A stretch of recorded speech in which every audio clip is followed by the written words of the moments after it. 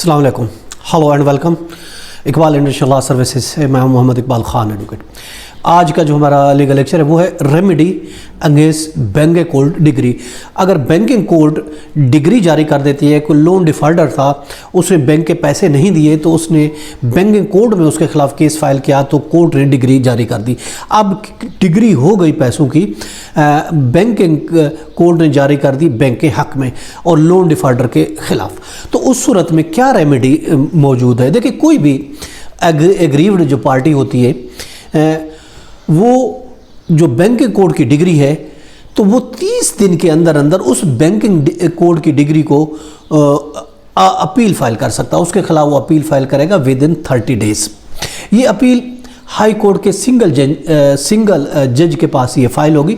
चूँकि जो banking court है वो इज़ इक्वल टू डिस्ट्रिक्ट जज, तो इसलिए उसकी अपील जो होगी वो हाई कोर्ट में होगी और हाई कोर्ट का सिंगल जज जो है वो इसकी अपील सुनेगा। और अगर फाइनल ऑर्डर की जो जजमेंट है वो हाई कोर्ट के सिंगल जज ने अगर पास की है ऑफ कोर्स, तो आपने बैंकिंग जुरिडिक्शन में अगर वो सिंगल जज ने पास की है तो फिर उसकी अपील जो होगी वो डिवीजन बेंच सुनेगा। यानी अगर बैंकिंग कोर्ट सुनती है तो उसकी अपील हाई कोर्ट के सिंगल जज के पास जाएगी, लेकिन as a banking court single जज हाई कोर्ट का अगर उस केस को सुनता है तो ऑफ कोर्स उसकी फिर अपील हाई कोर्ट के डिवीजन बेंच के पास जाएगी।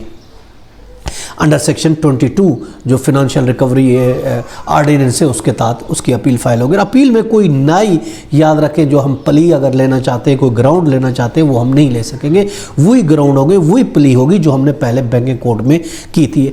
ऐसी प्ली जो लीव की स्टेज पर हम नई अगर जो है तो वो हम उसको नहीं उठा सकते।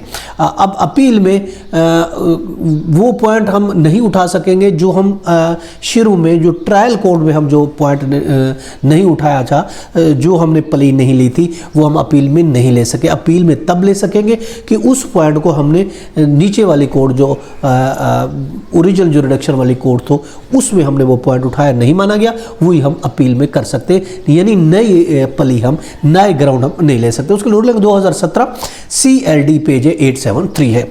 इसी तरह अगर अपीलेंट कोर्ट स्टे जारी कर देती है, बैंकिंग डिग्री की एग्जीक्यूशन को रोक देती है, तो फिर वो एग्जीक्यूशन रुक जाएगी स्टे होने की सूरत में। अपील के जो टाइम है वो कस्टमर को डिग्री का जो कैश अमाउंट है या ज़मानत है वो जमा कराने का भी कोर्ट कह सकती है कि ये जो डिग्री की अमाउंट है ये आप जमा कराएं, या फिर कोई ज़मानत के लिए भी अपील लैंड कोर्ट कह सकती है कि ये आप जमा कराएं, फिर आपकी अपील सुनी जाएगी।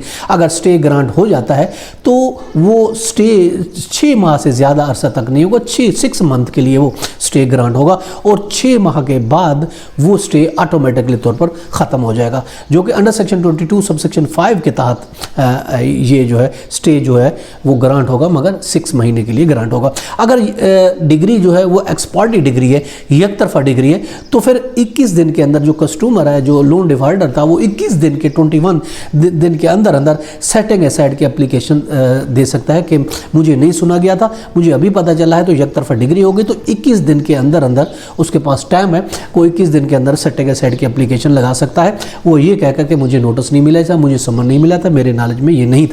तो अगर हम अंडर सेक्शन 12 को देखते हैं तो उसके तहत देखें नॉलेज ऑफ डिग्री से ही हमारी टाइम स्टार्ट होगा उसके 21 दिन के अंदर। अगर हमें 6 महीने के बाद नॉलेज होता है तो जिस तारीख से नॉलेज हो वहाँ से 21 दिन के अंदर अंदर हमारी डेट वहीं से शुरू होगी, डेट ऑफ द नॉलेज से शुरू होगी, वहाँ से 21 दिन के अंदर अंदर हम उसके खिलाफ अपील सेटिंग असाइड की एप्लीकेशन लगा सकते हैं। ये तो हमारा आज का लीगल लेक्चर। इससे इजाज़त, फिर मिलेंगे। Have a nice day. अल्लाह हाफ़िज़।